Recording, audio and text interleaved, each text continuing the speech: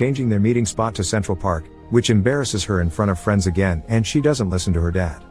After the conference, Junyoung calls Mi-kyung, who had had a fight with Minchul, so she wasn't picking up his calls either, but she does answer Junyoung.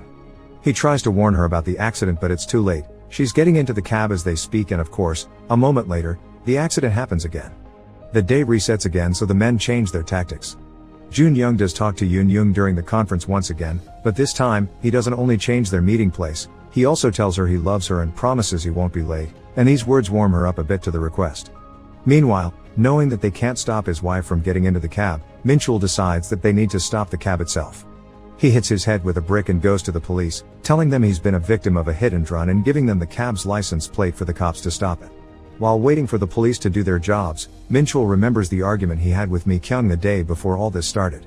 They had fought over the subject of having a baby. Mi-kyung wanted one now and was even willing to give up her studies and work instead, but Minchul disagreed. He also wanted a kid, but he felt they need to wait a couple of years until he got his promotion. By the end of the fight, Mi-kyung wasn't talking to him anymore.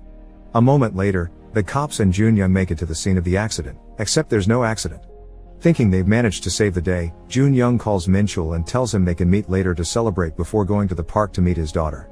In the meantime, the cops manage to find the cab, and when they approach it, the driver escapes at high speed.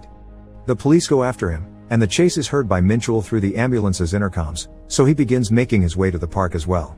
As Junyoung looks for his daughter at the park, he receives a call from a strange number. It's the taxi driver, telling him that he saw the press conference and knows he changed their meeting spot.